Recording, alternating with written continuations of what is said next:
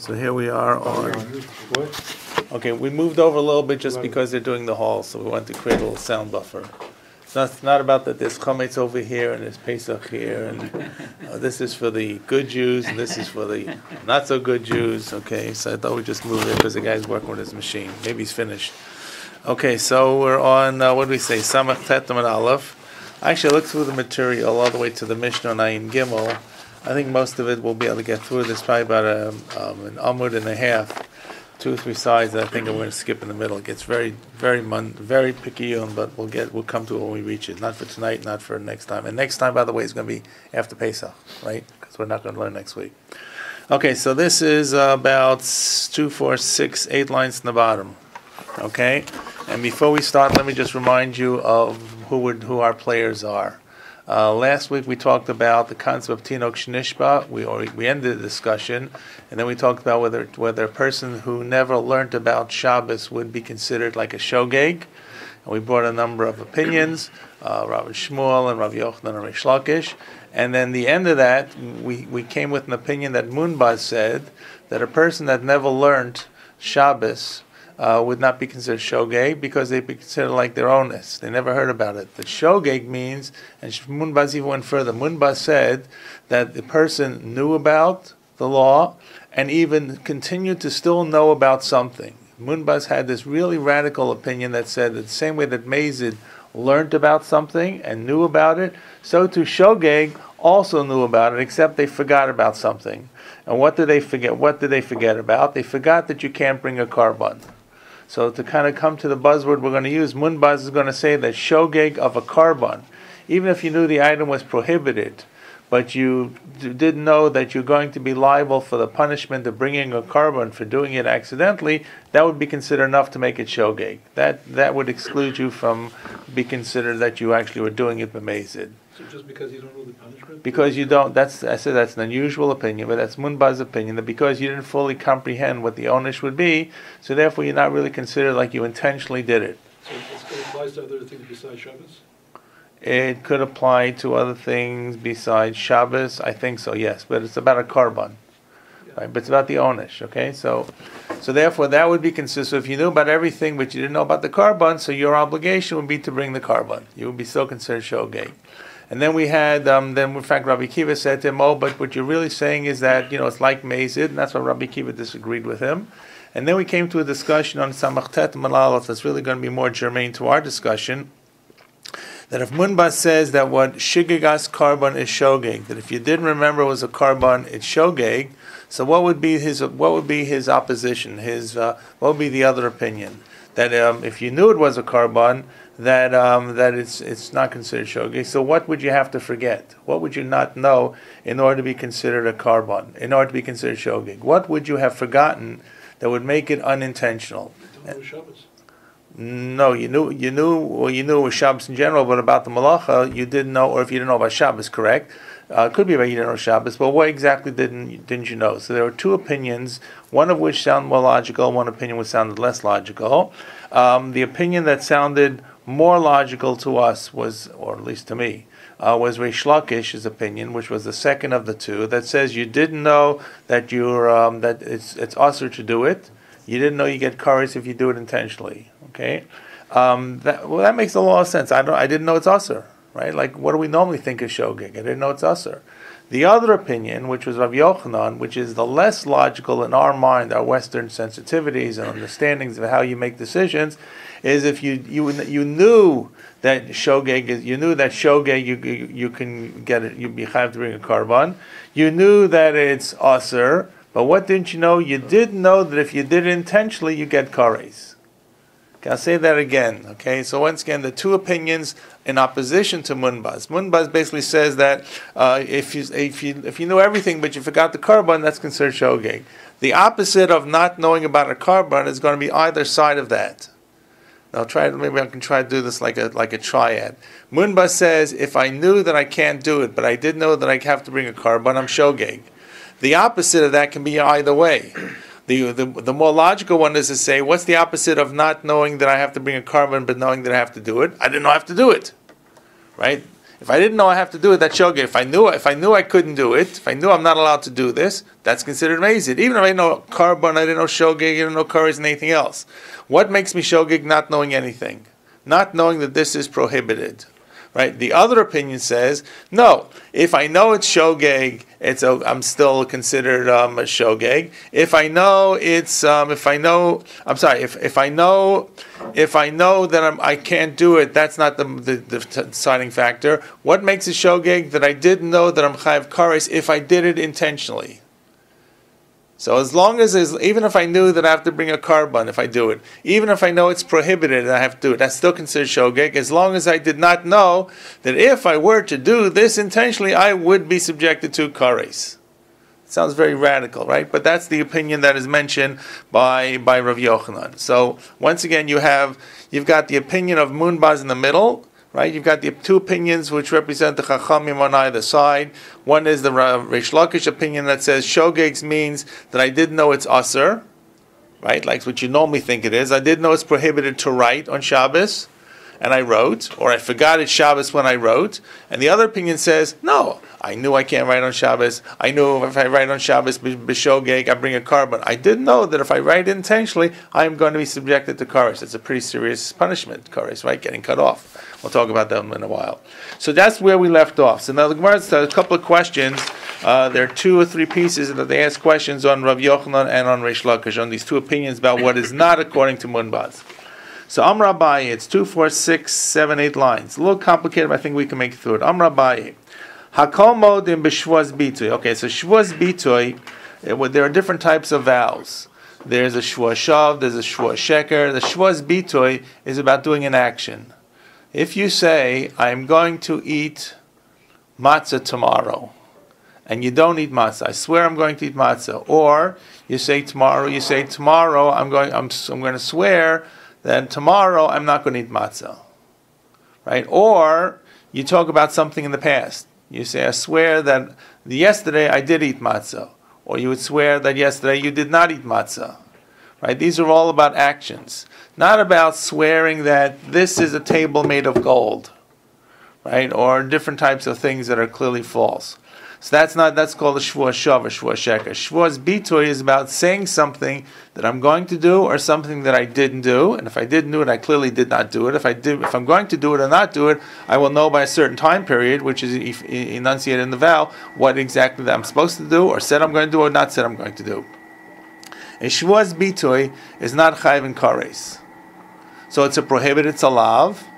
If you did it unintentionally, let's say I'm swearing that I ate matzah yesterday, and somehow I got confused. I thought I already ate matzah.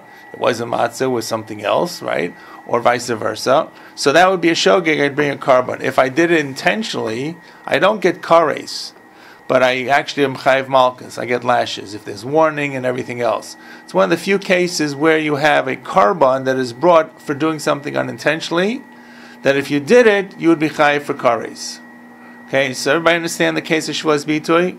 Why is this significant? Because the definition we just gave you until now, right? What were the two that we leave munbaz out from the middle of the triad? What were the two definitions of what makes something a shogeg? Right? One opinion was you didn't know it's aser. You didn't even know it's aser as a lav. And what was the other opinion? The exact opposite. You knew it was aser as a lav. You knew you're going to bring a kares, but you didn't know you're going to be chayav kares. So in this scenario, there is no kares, even on a good day. Even if you knew anything, there's no kares. So what is going to happen now to those opinions? How will they line up? That's the basic give and take here in the next 6-7 lines. Amar Abaye, kol modim b'shvuz bitoy, she'ein chayav malei carbon ad sheyishko b'lav shava. Everybody agrees. Everybody admits to say that if you made a shvuz bitoy and you did it b'shogeg, that you don't have to bring a carbon unless you had a shogeg in the lav. Not if you had a shogeg in the carbon made shogeg, not in the carbon of the kares, because there is no kares. But what did you have to not know? What did you have to not know to be chayav to bring the carbon as you're doing with shogeg? Not to know that the actual item itself is prohibited as aser, that you do shogeg in the lav. So the Gemara says, who does this include? So Rav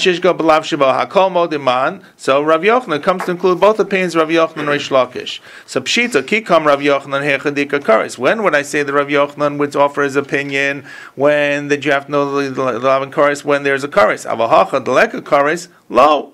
So there's no karis here. So obviously you would say he moves up to the next level that you have to know at least there's no lav. So the Gemara says, well, maybe not so. So could that the chamina hol v'chayav carbon chidushu. Seeing that maybe there's a special case, that seeing that you have to bring up to you that you chayav a carbon in a case where there's only a lav, there's no kares. The b'chol Torah kula lo ashkan lav the maisi ala carbon v'hacha maisi. In this case, you bring a carbon when there's only a lav, a lo taseh of malchus, and there's normally you don't bring a carbon if there's only malchus and not a shogeg and not a kares. So ki shogeg b'carbon namil. So maybe if you did a shogeg in the carbon, maybe you would be following the opinion of Munbaz like that, and not really the opinion of the Chachamim. Kamash Mlan, not so. So in other words, basically give and take. To make it a lot more simple, we're really explaining that this is the case that's going to follow everybody, and the Kol Modim is going to include both opinions. Okay, Meisvei, one more little bit of a bump here. Meisvei. What is a case of shvuz bitui in the past? So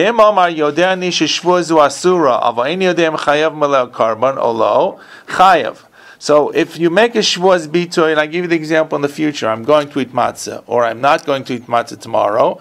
What about if you did in the past? I ate matzah in the past, or I didn't eat matzah yesterday. That's a shvuz bitui be'avar. So if you knew that you say she'em amar yodani sheshvuz asura, I knew that the lav is prohibited. But I didn't know that I'm chayav to bring a carbon. So olau, so chayav, so that's chayav. So that's a case where you see what's the shogeg here. He knew it's prohibited. What didn't he know? He didn't know about whether he has to bring a carbon. So we think this is going back to Rav Yochanan or Reish Lakish again. So the Gemara says, no, Homani, whose opinion is this, Munbaz, the opinion of Munbaz, which we opened tonight by saying that Munbaz had this unusual situation, the unusual opinion that you say that you knew it was prohibited, but you didn't know that you have to bring a carbon. So this Mishnah, this Brisa, or this Brisa will follow the opinion of Munbaz. So we simply just solve the problem. Okay, we'll leave out the parentheses here, and we'll go down to Vam Rabbi. Okay, some people have this, some people don't have it. So basically, it's almost the same thing, but it's twisted around a little bit. So let's go down to Vam Rabbi. 2, 4, 6, 8, 10. How many lines? 2, 4, 6, 8, 9 lines. Rabbi. Okay, so one more of these, and then we'll come to a little more easier piece of Gemara. The case that we just talked about, Shvuz Bitoy. The case we're now going to talk about is a case of Truma. What happens if a person who's supposed to eat Truma? Who's supposed to eat Truma? Who's supposed to get the Truma? Kohen, correct. So what happens if I am not a Kohen? I'm not a Kohen, in fact, and I eat Truma. Levim do not have rights to Truma. So I don't, and I eat the Truma. So what happens? What is the punishment if I eat Truma? So what did I do wrong, and what am I responsible? So the term that's used here is called a zar. Zar is a person who is a non-Kohen, who's not supposed to eat Truma. So if I eat Truma b'shogeg, I bring a chomesh. I pay it back, and I add 1/5. And if I do it intentionally, and do I bring a carbon? I'm not sure if I bring a carbon. Where do you pay it to? You pay it to the Beis Hamikdash. Have to pay it to the Beis Hamikdash. You didn't solve the problem with Truma. So Truma must be reallocated to a Kohen. So you give the Kohen. I believe I give it to the Beis Hamikdash. I give both. When you pay the fine, right, I pay the Truma back to the Kohen. I can't give him new Truma. The equivalent, let's say. I believe I give it to the Beis Hamikdash. The Truma was harvested. I can't reharvest it. I can't grow it and give it to him. I could. That would be next year. So I'm fined. I pay the principal plus I pay a 1/5, which is really a quarter. Remember how we do calculations here for punishments, right? It's really when I add the fine to it, it becomes now a 1/5. So therefore, it's going to be 1/5 of the principal plus the fine.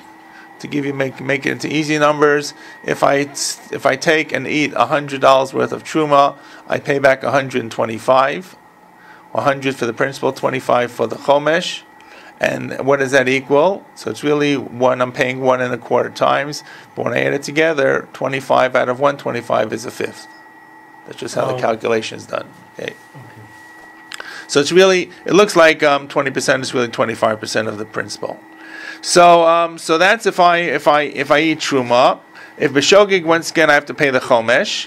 If I eat it b'mezid, I don't pay a chomesh. I have to pay it back, but I'm chayav what's called not kores. I'm chayav misa b'dei shemayim. Now, misa b'dei shemayim is a very difficult term to explain. It's not very clear. Kores, we have a better definition. I'm going to give you now two basic definitions of what the difference is between kores and between misa b'dei shemayim, because it sounds like they're very similar. So first of all, according to the Ibn Ezra, the Ibn Ezra seems to say that they're pretty much the same thing. There's really no difference between them, and the Ibn Ezra would have a difficulty probably explaining this Gemara, except that they're given different names. But the same thing about excision is really only in terms of nothing else but within the name. However, according to Rashi and according to Tosfos, there is the following difference. Misa b'dei shemayim is a punishment to the perpetrator. Kares is a punishment to him, and also to his children, his descendants. So he is cut off. That's a much larger discussion that we can have about mamzer and other kinds of punishments. I don't know. I don't know. Who knows how long people are supposed to be born and live for? But what it means is that if he has descendants, his descendants will die in his lifetime, and he himself will die before his time. That's what Rashi says, and Tosfos says that Tosfos says pretty much the same thing. The difference between Tosfos is, according to Tosfos, there is a set time of how much kares is supposed to be. Rashi doesn't give a set time for kares. According to Tosfos, he refers to machlokas between the Yerushalmi and the Bavli. The Yerushalmi says that kares is before 50 years old, and according to Bavli, kares is between 50 and 60. Right? Death before that day. That's what kares means. It doesn't mean you get hit automatically by a bolt of lightning at that moment, but it means you will not live either past the 50th year, according to Yerushalmi, and according to the Bavli, it's between the 50th and 60th years. You're not going to live past 60. What if he's 61? It means you beat the odds. It means that you weren't chayav kares. You know what?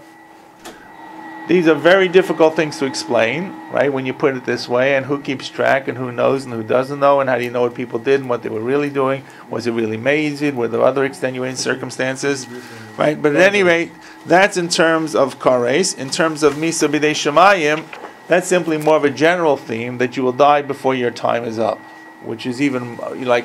So according to Rashi, it's you versus you and your descendants. According to Tosfos, it's you at a certain time, 50 or 60, or you versus not to live out your days. Okay, I think the doors maybe still be open a little bit, or is that my imagination? Or maybe the guy's just outside the door.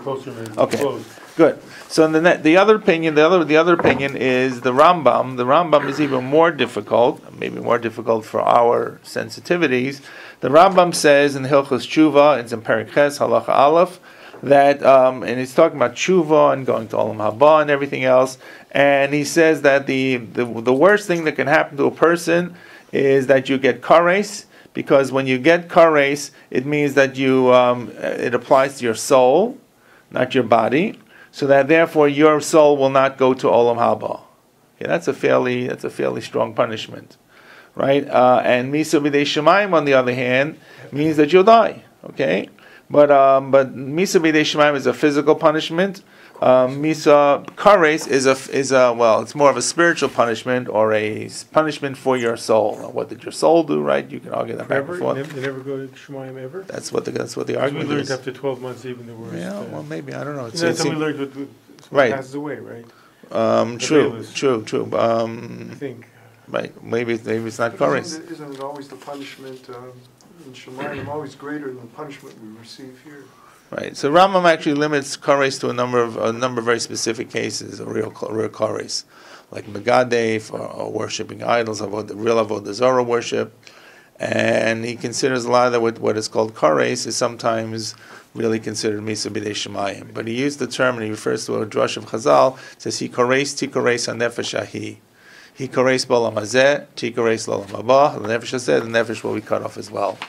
So that's actually fairly radical. So all I'm saying is the difference between, look, this whole discussion about punishments and how we keep reckoning and who has what and how many stamps do you have on one side and good stamps and bad stars and all that, this is very difficult for us to understand. We don't really learn this or focus on this because we don't know how it's really dealt up, in heaven.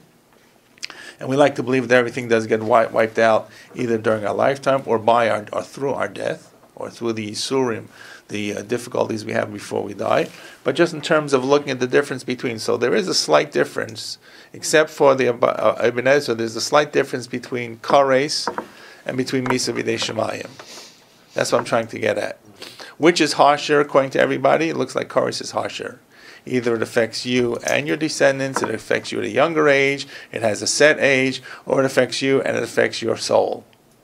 So therefore, when it talks about kares, that's kares. When it talks about misa b'dei shemayim, that's going to be considered a lesser stature. So eating truma, according to halacha and according to the psukim, is going to be, it says, umesu bo ki yechalaluhu. They will die because they've desanctified my holy things. So the term is used for mesu. That's called misa b'dei shemayim. It's not exactly kares. Okay, why is this piece brought in here? Because if we go back to our opinions, remember we have the opinion of Munbaz that says what makes a shogeg, you didn't know about bringing a carbon. The opposite of not bringing a carbon is not knowing to bring a carbon is you did know to bring a carbon, but you didn't know it's either prohibited to do, or you didn't know it's you did know it's prohibited, but you didn't know that you're going to be chayav kares if you did it intentionally. Okay, are we mostly with me still?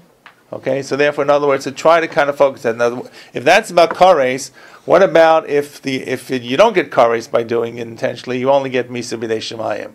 That's the discussion that's going to come up here in the next 6, 7, 8 lines. Okay, so Viram Abayit to the 2 dots, 2, 4, 6, 8, 10, 9 lines on the top. Viram Abayit kol modim b'truma she'ein chayav malav achomesh ad sheyeshko b'lav shaba.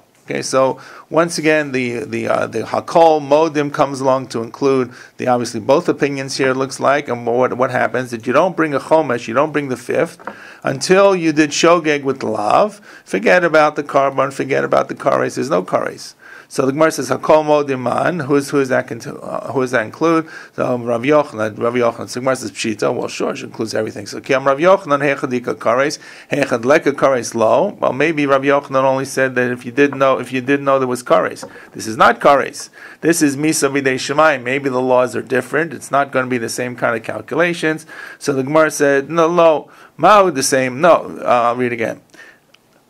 Pshita, ki amar Rav Yochanan echad dika kares, echad leka kares lo. Wouldn't he maybe only said only for this kares and here is not? So the same. I could have thought misa b'makom kares omedes. Misa b'dei shemayim is equal to kares. V'chi shogag b'misa nami l'chayev. V'chi shogag b'misa nami l'chayev. And therefore, if you had shogeg in misa, it's the same thing as not knowing that you had kares. It's the same thing as not knowing you misa b'dei shemayim. Was kamash malan to say that this case is different. In case of where there's misa b'dei shemayim is the worst scenario. So then what you did you not have to know? Everybody would say you did not have to know that you did not know that it was actually prohibited. What's Omedas there?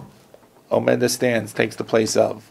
Takes the place of. Right. It's in other words, you could have thought that you may have thought that misa takes the place of kares, and therefore, if you had shogeg, if you knew that it's prohibited, but you didn't know that you're going to get misa b'dei shemayim, that would be the equivalent of not knowing you get kares.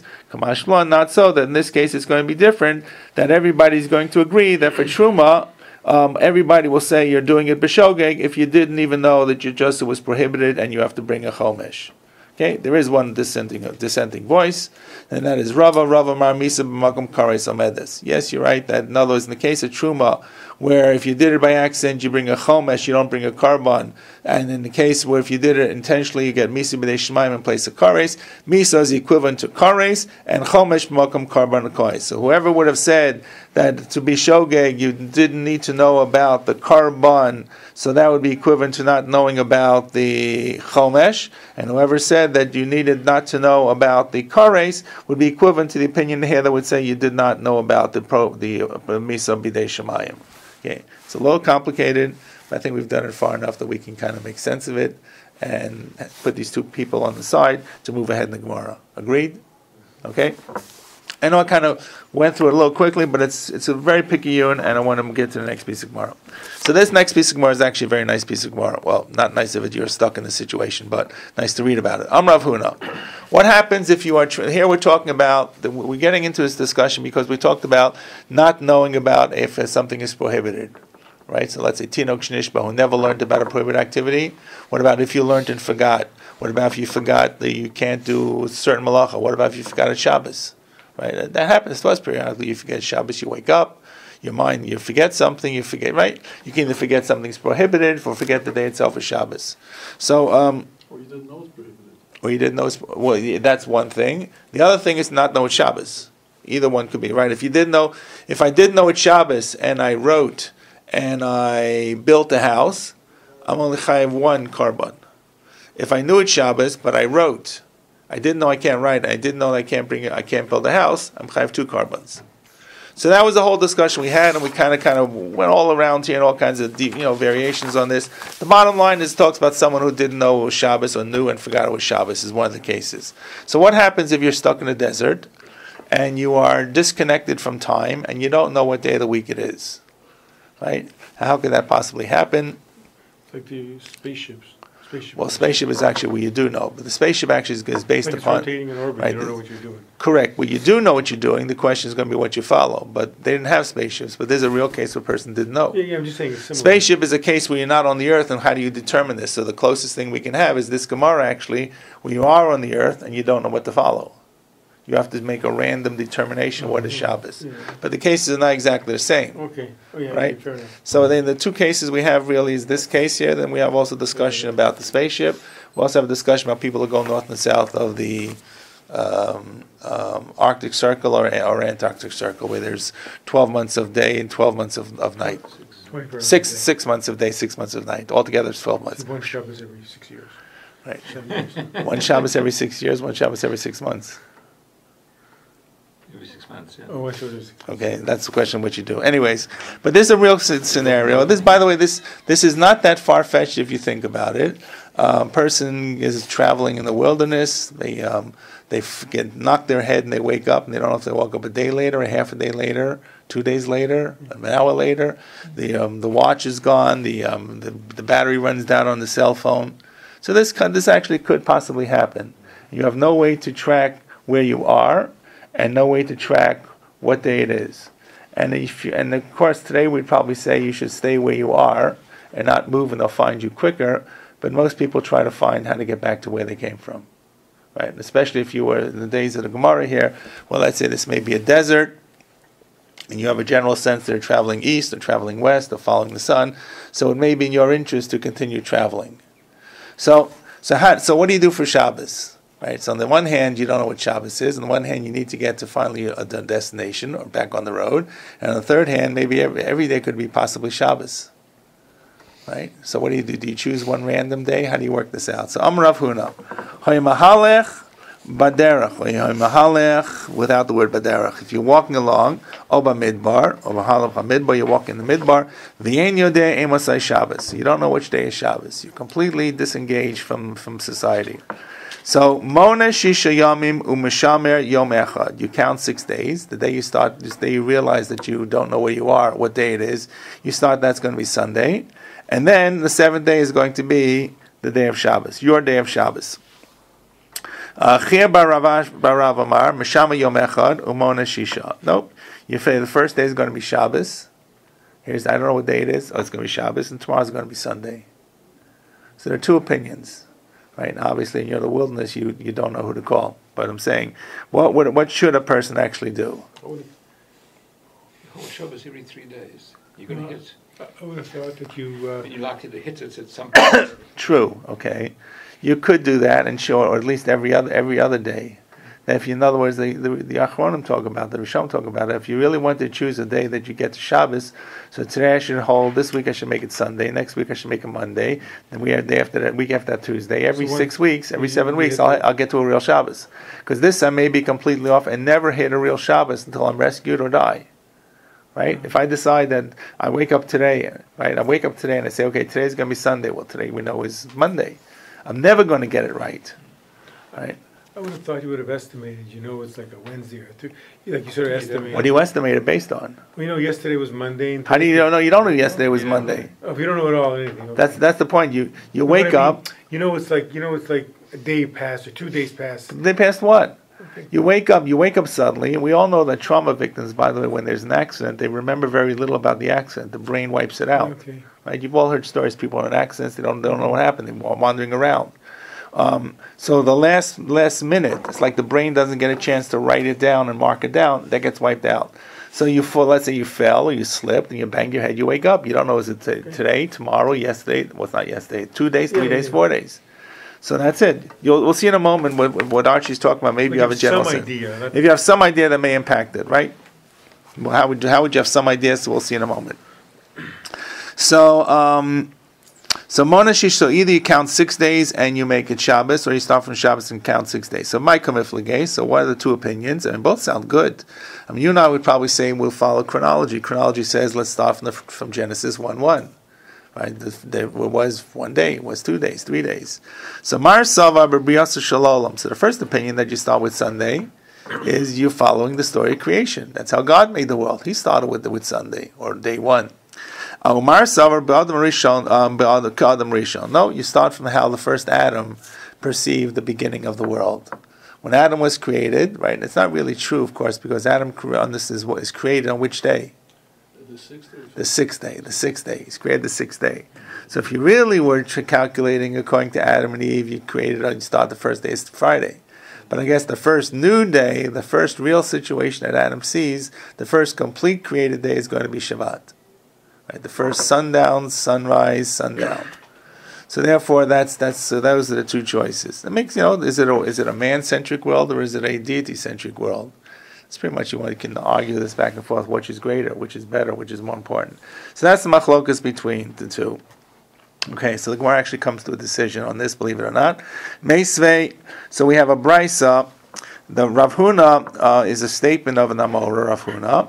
And he asked the question, and he quoted two answers. One was either Rav, and the other one was, one was his opinion, and Rav gave us another opinion. Now they seem to quote a brisa that says something more substantive. You were saying the same exact scenario. You're going on the way. The previous statement was about mahalech b'midbar. The words baderech are in parentheses. Everybody see that? So that's. What's the difference? There is no difference. That's just making it very clear that it's a different source. So it's for the argument's sake here, it makes no difference where you are. You're going along the way could be the way of the outback in Australia, the way of the travels of the caravans in the desert. It might not be another caravan for 6 months or 6 weeks. So what does it say? It says something a little more clearly. So Amosai Shabbos, you don't know when it's Shabbos. Mishamer Yom Echad L'Shisha. So it doesn't use exactly the terminology we had before. We didn't know. We either said Mishamer Mona Shisha Yom Mishamer Yom Echad or Mishamer Yom Echad or Mona Shisha. This one says Mishamer Yom Echad L'Shisha. I observe 1 day for 6, 2-6. So what does that mean? So my love Mona Shisha Mishamer Echad. Does that not mean that for every 6 days I count 1? I count 1 Mishamer Yom Echad L'Shisha. I count 1 for every 6. So the logic would sound to say the simple meaning would be for every 6 days I count 1 more. So the Gemara says no, lo Mishamer Yom Echad Umona Shisha. Well, maybe you could also read it. I count 6 days, I count 1, and then I count 6 days. In other words, for every 6 days I count 1 at the beginning. I count 1 and then 6, and then 1 and another 6. So Gemara says, well, that's not really linguistically exact. Ihachi Mishamer Yom Echad L'Shisha, Mishamer Yom Echad Umona Shisha Miboy. It shouldn't say I count 1 day for 6. It should be I count 1 day and then I count 6 days. So in other words, what you're telling me that this case, this meisvei, this brisa, seems to indicate that I count 1 Shabbos and then 6 days, linguistically, stylistically, is not exact. It should have been a couple of different words switched around to make more sense. This seems to read that you're counting 6 days. For every 6 days you count 1. 6 plus 1. V'od. And one more. Tanya, we have another brisa. So we have another brisa that says something even more specific. It says, I'm wandering in this case is derech or the midbar, and I don't know which day is Shabbos, Emosai Shabbos. Mona Shisha umeshama yom echad. I count 6, and then I count 1, which makes it pretty clear what do these two brises seem to say. The Meisvei and the Tanya seem to say, what's the order? 6 days, and then 1 day of Shabbos. Okay, so therefore, the opinion of Rav Huna, who started this sugya, the 2 dots, is upheld. The opinion of Achir Barav is disregarded or rejected, and therefore lahalacha, and it says tiyufta. It's a question, knocks off the other opinion. Tiyufta Achir Barav tiyufta. So therefore, the halacha is that if I were to be in this situation, I would count 6 days and then count Shabbos randomly. Okay, so there I am. So I'm counting Shabbos. Do I know it's Shabbos? Nope. I may be bang on, or I may be completely off forever until I'm rescued. So how do I do that? So, well, let's say I'm going to count. So I'm counting 7th day as Shabbos. So what do I do on Sunday? I make it a regular Sunday, or Monday is a regular Monday? Well, maybe it's Shabbos. Right? We know something like, for example, Ben Hashmashos. We start Shabbos runs to 25 hours because maybe in that twilight period, maybe it's Friday, maybe it's Shabbos, maybe it's Saturday night, Sunday. So why don't we say the same thing? So the Gemara tries to understand what exactly, how you're supposed to fear tzach, how you're supposed to carry on, that you can exist and you can recognize Shabbos as well. Right? Because you can, in other words, because if I'm really concerned about that Tuesday, Wednesday, Thursday, Sunday, Monday, Friday, or Shabbos, then how am I going to move along? So Amar Rava. Comment? Question? Okay, no. Amar Rava. B'chol yom v'yom osek te parnasaso. So if I'll just stop for a moment. Every day you should do exactly what you need to get by. In other words, assume every day is Shabbos, do the least you can do. Right, assume every day is Shabbos, possibly Shabbos, but I know that I have to go on living. That's an overriding concern. And then and then just do what I need to do. Okay, so the Gemara says, but that's not exactly why I stopped in the middle. There's a bracket that puts it in. B'chol yom v'yom oselo kedei parnasaso bar me'ahu yoma. Okay, except for the day of Saturday that I'm keeping the day of Shabbat. My 7th day, if I want to keep Shabbat, so I can't prepare.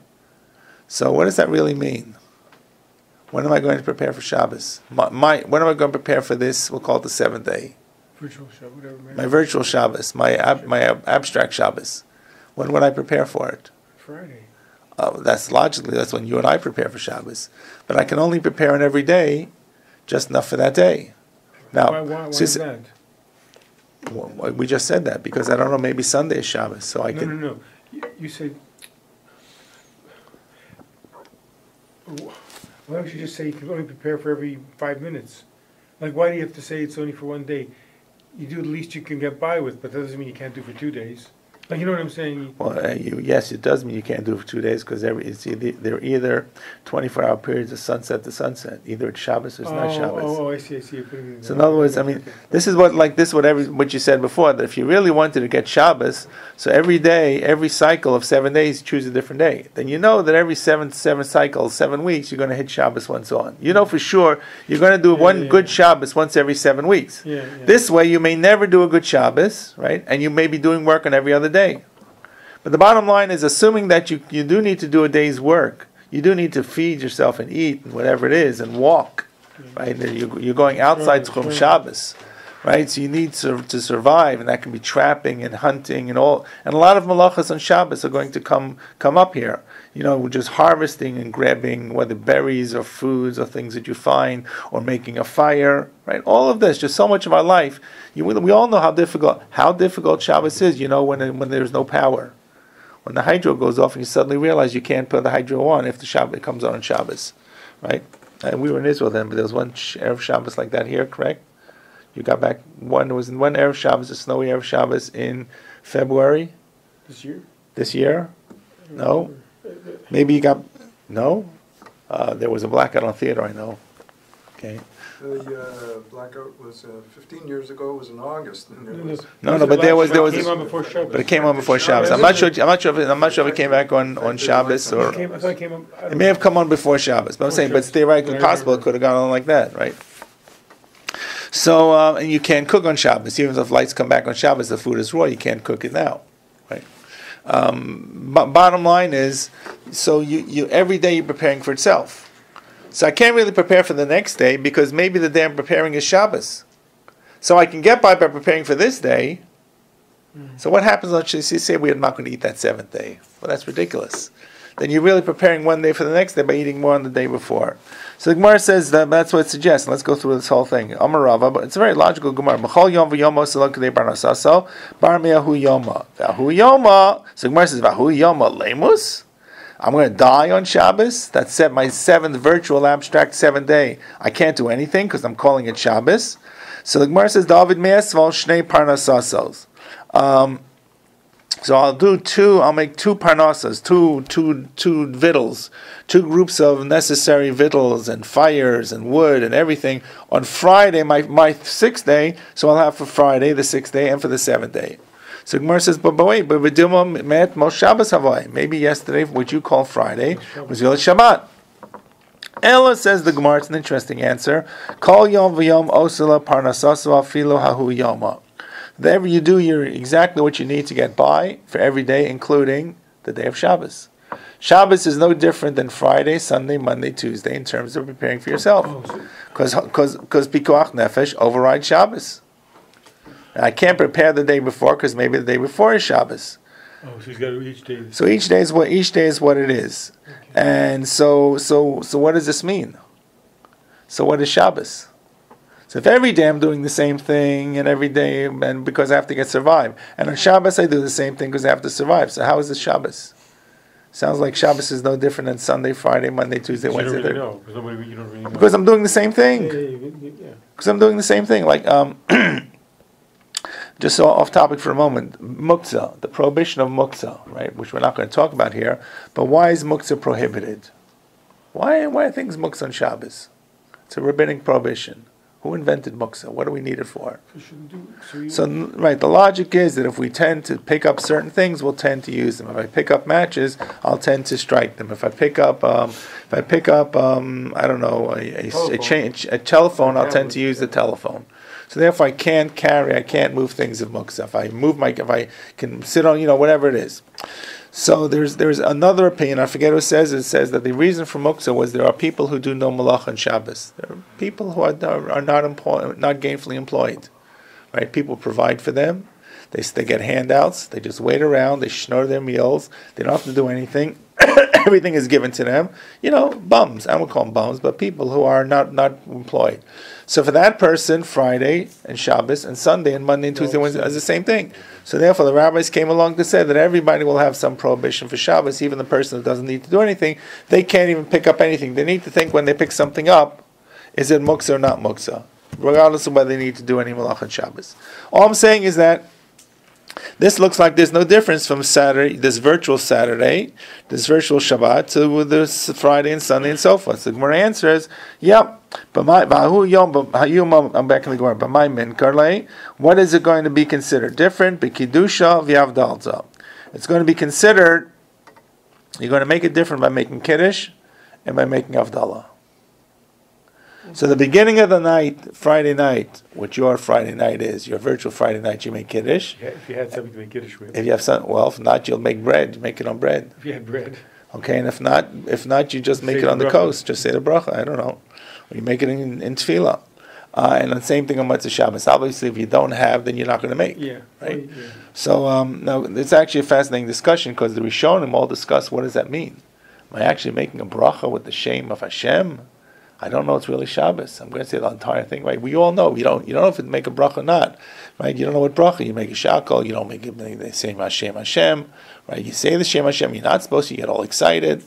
So the answer is yes. That's what they're saying. For you, this is your Shabbos. Kedusha Shabbos is so important that you're going to be Mekad Shabbos even when it's not Shabbos. And then there's a number of other discussions among the Rishonim. What about davening? Do you say all the do you say the Shabbos shemoneh-esrei? Doesn't talk about it here. And this is like end of life scenarios. What about davening? What davening do you do? So the answer is you daven the Shabbos davening. Or maybe it's not Shabbos, but that's your decision, right? What about tchum? So you're always going to walk outside tchum. In other words, by virtue of being in a no man's land, you have no tchum. You're past it. What about wearing tefillin? You guys say, who's going to have tefillin in this kind of situation? If you have tefillin, and you don't know what day it is, and this is your Shabbos, and it's your Sunday, do you wear tefillin or not? So I guess the concern is, would you wear tefillin during the other days, and would you wear tefillin on Shabbos, your Shabbos? What do you say? I would say you wear tefillin during the other days, and your Shabbos you don't. Okay, That's what I would say. Good. One for that side. Anyone? Any other suggestions? The prohibition of tefillin is on your muktzeh. Right. The issue of tefillin. Well, the issue of tefillin is not really muktzah. It's more than something muktzah. Why don't we wear tefillin on Shabbos? Anybody know? Because they're odd and odd. Because it's oats. It's muktzah because we don't wear them. It's muktzah because we don't wear tefillin. Well, why don't we wear tefillin on Shabbos? Because Shabbos is an oat, and tefillin is an oat. So they had the Rishonim, most of the Rishonim, there is some discussion. Most of the Rishonim say you would wear tefillin 7 days a week. Because there's really no reason you can't wear tefillin. The reason is we don't have to wear tefillin. Because of Kedusha's tefillin, we don't wear tefillin. There's a Gemara in one of the later Prakim that talks about what if you find tefillin in the field. You find it's dealing with it all gets related to kshar and nuts. You find a pair of tefillin in the field, so you actually can wear them until you get to a safe place. Wear them back to the city. Your Shabbos, you're walking around outside the city. You found a pair of tefillin. So you're not carrying. And you're not carrying. You can't carry them, but you can wear them. You can't wear tefillin. You can wear tefillin. But that's different. That's more a difference of saving the tefillin. Yes, of course. And losing the tefillin. If Correct. you wouldn't wear the tefillin, you wouldn't have the tefillin. Right, but you see that wearing the tefillin is better than carrying the tefillin. Right. Well, that's why you would wear it. But the undercurrent of the Gemara is there's really nothing wrong with wearing tefillin, right? It's more complicated. What happens if you need to tie the tefillin? Right? I find tefillin, I find a good set of tefillin, but the knots are undone. The shel rosh is undone, the shel yad is undone, and I happen to know how to tie those knots.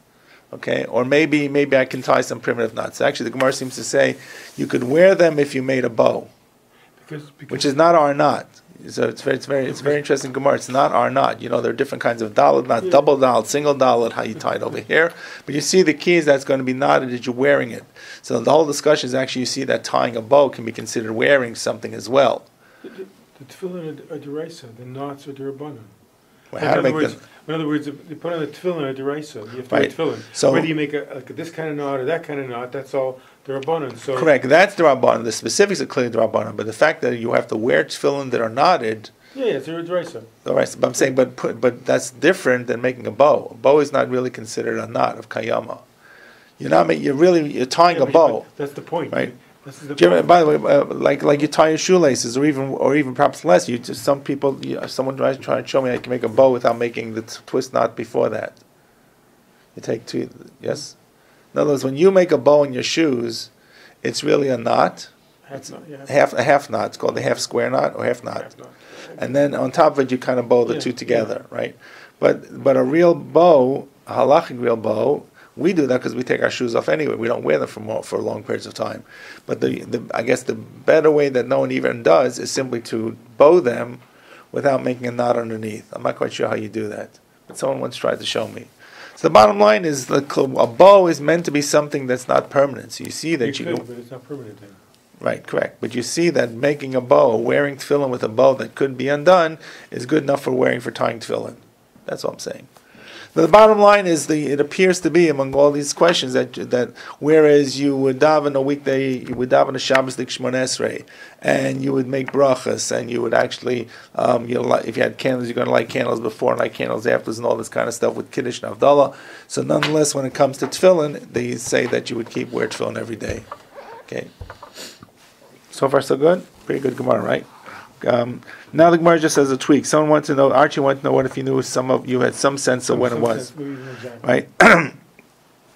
So Amar Rava. So Rava says here, this is the beginning of a line with a little haze. Amar Rava. Im haya makar mixas hayom shiyatzabo ose malacha kol hayom kulo. This means as follows. It doesn't mean you knew some of the day. You knew that the day that you left. Let's say, let me give you the example. You knew something about the day you left, but you didn't know it completely to identify it.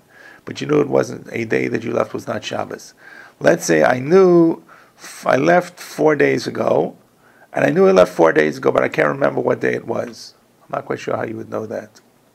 How could you be certain it was 4 days ago, but you didn't know if it was Sunday, Monday, Tuesday, Wednesday, Thursday, Friday? You knew it was the beginning of the week or the end of the week. Somehow. Right. So somehow you knew that. So if you know that, if you can be sure about that, that means that every day on that day of the week, it's not going to be considered Shabbos, which means you can feast that day, do as much as you want. Oh, it's reverse. So it's the reverse. You know that's a non-Shabbos day for sure. Right? Now that sounds like a no-brainer. Why would I think it is a Shabbos? So we have all the strictures until now. It says you need to do what you need to get by. That day you can do whatever you want. You can collect gold. I don't know. Walk and keep walking and whatever you have to do. So the Gemara says Pshita. So the Gemara says Mao the same. It comes to talking about the following case. Came in the Shabbos lo nafak, but Ma'ale Shabbos nami lo nafak. This is something be more applicable to days when there were caravans. When you left, and you left only on a weekday, chances are it was not a Friday, right? Anybody ever fly on Friday and suddenly realize when the plane is delayed getting back that it was a big mistake, and you land on the the whispers of Shabbos, right? And you say, why didn't I take the earlier flight? It all happens. It doesn't happen to everybody, right? But you really shouldn't fly that close to Shabbos. So the assumption would be, if I left on a caravan, I probably would not have left on the day on Friday either. So therefore, how's this going to go now? So if I'm not going to leave on a Shabbos, so it means that not only the day that I left on was a weekday, it probably meant the day after that was a weekday too. Because I don't know which day of the week it was, but I know it wasn't Shabbos. So if I left on a Sunday, fine. If I left on Monday, Tuesday, Wednesday, Thursday, Friday, but I wouldn't have left on a Friday. So probably the last day in the week would have been a Thursday. Which means I shouldn't only be sure about one day, I should be sure about 2 days. If it was Thursday, it'd be Thursday, Friday. If it was Wednesday, it'd be Wednesday, Thursday. If it was Tuesday, and Wednesday. Monday, and Tuesday. Sunday, and Monday. So if I have a sense of if I know how many days ago it was, I don't know the day of the week. I should be permissible to keep 2 days, the day I left and the day after it, as weekdays for sure, without the strictures of only being responsible being allowed to Ktei Parnasaso, because I would not leave on a Friday. And then the Gemara says you're right. Most people did not leave on Friday. Well, you didn't want to leave on Friday because you want to. Look, if you're traveling and you're on a shayara, you're on a caravan, you keep going. You can't stay in the desert. But you wouldn't have set it up to leave on a Friday on a caravan. But the answer is sometimes you do. I don't know. Why? Because you're not the caravan driver. This is the last caravan that's going to your point of destination for the next month. If you don't take this Friday bus, the Friday caravan, right, then you're going to be stuck for whatever. So there are cases where people b'shas chak, and they can't travel the desert themselves. You can't go on your own. You can't just take a car, rent a car. And you can't wait to find one on Sunday because there is no more caravans, and you must be there. What do you mean you can't get off a caravan on Shabbos? You stay on the camel, or you? Yeah, you can. You try to get the guy to stay for Shabbos. If he doesn't want to stay, you have to go with them. You can't stay in the desert. So what does one do? I'm just curious. What would you do on a Shabbos? You would get back on. You'd have to get back on the horse or not stop. Yeah, they couldn't. You could not. As I understand. I'm just curious. I have no idea. I imagine when they normally set up a caravan, they tried to get a caravan that would stop for Shabbos or stop for not travel on Shabbos. But if you had promised that you'd not stop on Shabbos and you were stopping on Shabbos, you had to get back on. I think that's how it went. You could not. You staying in the desert by yourself was pikuach nefesh. Okay, so you have to do it. So you have to. So I'm saying, but you would never want to set yourself in that scenario as first choice. As first choice, right? So however the journeys were, and I don't know that these were always month-long journeys. They may have been 2-day journeys. They may have been 1-day journeys. If you take not a cruise, but you're traveling by ship, go back 50 years. Yeah, right. You're going from point A to point B, and you know you're going to have to be on the ship. So ship is very different because a ship is outside tchum. There's no tchum in the water. Okay, so that's a whole concept of coming from outside the tchum. How far can you go when you get off the ship? Right, we did this, correct. But it's not. You know you're going to be on the ship for these 2 ships. Right, but being on a ship is not prohibited. Right, being on an airplane is not prohibited. Just can't get off. Right. If the airplane lands in the Shabbos, you're just stuck in the airport. You're supposed to stay on the plane, no? I don't know if you can stay on the I mean, plane. you can't, but theoretically you should. No, I think you can get off the Yeah. plane. You get off the plane, you have to stay in the terminal. Yeah. You have to stay in the terminal. You probably can carry, maybe you can carry your luggage in the terminal. It's like on a boat. You can't get off on Shabbos. You can't get off. You actually can get off on Shabbos, but I don't think you can really go too far. Oh, you can't? Halachically, I think you can. You But couldn't. the problem is people may continue going when they go touring on these. Okay. All right. How does that help you if you know that it's Thursday? So then you know. See. Could be Sunday also. Correct. So that's why I know that I left 4 days ago. Now, what do I know in this case? I know I left 4 days ago, but I don't know which day of the week it was. How do you know 4 days ago? That's the case. He knows 4 I days don't know how he knows it's 4 days ago. 4 days ago, You know what? He suffered an amnesia. He didn't get knocked out. He suffered an amnesia. All his clocks broke, and all his iPhones are out, and all his timers are out, and digital devices. Right? There's a world without digital devices, right? So it's very easy to forget. I don't know. Did you? You know, when my wife was saying shit, we got up today. I had to remember I have to come to give a shir Monday night. Every day was like the other. Right? And that's only a week, right? And every day we went home to sleep and came in the morning and so forth and so on. I did other things well. I'm not even a novel. I was in and out, but every day rolled into another. So I had to think twice. I mean, I didn't think that much twice, but I'm saying we had to remember what day is what. So he knew it was 4 days ago? So he knew it was 4 days ago. Right? So here's a case where I would know that Shiva started 7 days ago, but I surely know Shiva started 7 days ago because we got up this morning, but I have to remember now that I'm going to be here at 8 o'clock. I had to kick myself once, make sure I prepare everything. Maybe the guy told him it was 4 days out, and he forgot. He has to go, and the guy told him 4 days. Right. And he said, "When do we leave?" And go, "I don't know." The guy says, "Every day looks the same to me." It's true. It's true. I mean, this is a world that's much different than our world. Remember that people aren't even walking around with calendars. People are calculating months based upon moons, and when they're declaring it's the Rosh Chodesh and the Beis and so forth. So everything is a lot more fluid. I don't mean fluid in 7 days of the week, but what day is what? And it's not like you look at the calendar and you see there's a weekend and you're counting, thank God it's Friday, thank God it's Thursday, thank God it's Wednesday, I'm almost there. Every day, they worked every day. So you're traveling every day, and one day turns into another. It's like a mirage. It gets very confusing. But whatever it was, you did remember that you saw 4 sunrises. You know for sure you saw 4 sunrises. You just can't remember what day you left. You're an old guy, you everything. So that means every day, every week on that day, which you knew you left 4 days, before, every day that comes up, you know for sure it's not Shabbos. Because you know for sure you did not leave on a caravan on Shabbos. So the question of the Gemara is, but maybe you pretty clear you wouldn't leave on Friday. So it shouldn't only be 4 days ago every week, right? It should be 4 and 3. And the answer is yes, but once in a blue moon, there were people who got on the caravan on Friday.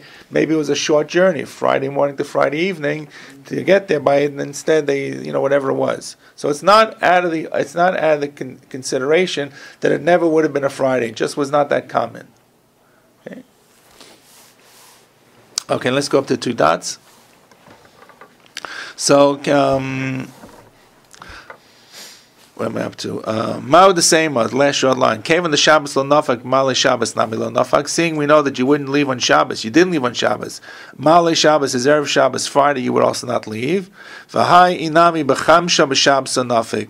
L'shtar le lemevad malacha trei yomei. And even if you left on Thursday, the 5th day of Shabbos, the 5th day of the week, so you should be permitted to do 2 days of Shabbos, 2 days of weekday every week. What would be the equivalent of Thursday, Friday, or Sunday and Monday. Sunday and Monday, or Monday and Tuesday and Wednesday, Wednesday and Thursday and Friday.